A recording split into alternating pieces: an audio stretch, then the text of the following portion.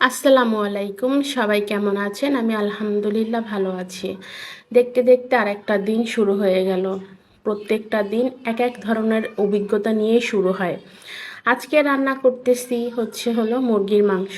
আমার মেয়ের হলো পছন্দের মাংস। আর সাথে হলো দেখেন কিভাবে আমি মাংসটা কষিয়ে নিচ্ছিলাম। এখানে আমি জিরা আর ধনিয়াটা আগেই পেস্ট করে ফ্রিজে রেখে দিয়েছি আইসক্রিমের টিউবে। দেন সেখান থেকে বের করে দিচ্ছি, মাংসটা কষিয়ে নিচ্ছি।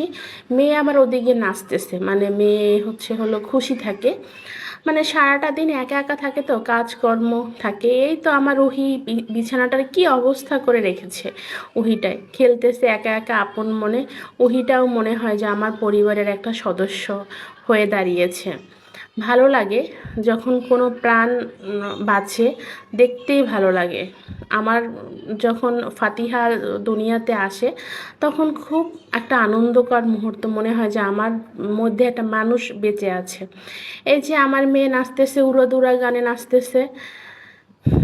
তার এটা গান হলেই হলো, তার এই ড্রেসটা দিয়ে দিয়েছে তার নানি, এবং সেই ড্রেসটা তার খুব পছন্দ, এবং এটা পরেই সে নাচে। এবং এখানে আমি দেশি মুরগির মাংস কষিয়ে নিচ্ছি।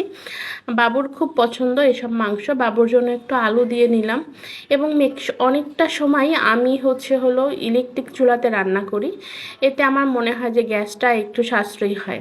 মেয়েটা দেখেন তার উহিকে নিয়ে কি করতেছে, মানে ওরে এক দণ্ড পরিমাণও একটা জায়গায় রাখতে দেয় না। এই তো উহিকে নিয়ে একদম ফুল ঘোরাফেরা করতেছে।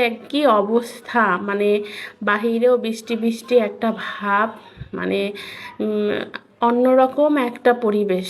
সব কিছু মিলিয়েই আমার সংসার, ছোট এই সংসার, যেখানে সুখের শেষ নেই, আনন্দের শেষ নেই। হয়তো বা অভাব থাকতে পারে, সেটা টাকার হতে পারে, কিন্তু সুখের অভাব নেই। আলহামদুলিল্লাহ, স্বামী সংসার সব নিয়েই খুব সুখে আছি।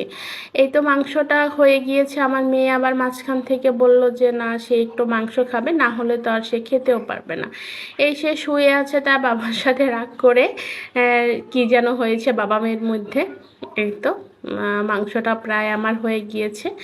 এখানে একটু ঝোল আছে, আমরা আবার ঝোলটা খুব কম পছন্দ করি। বাবুর জন্য একটু মাংসটা নিয়ে দিলাম। এখানে এটা রান আর হলো পা, এটা বাবু খাবে, এজন্য ওকে দিয়ে এসেছে ওর বাবা। উহিটা সে বসে আছে খেলনা নিয়ে।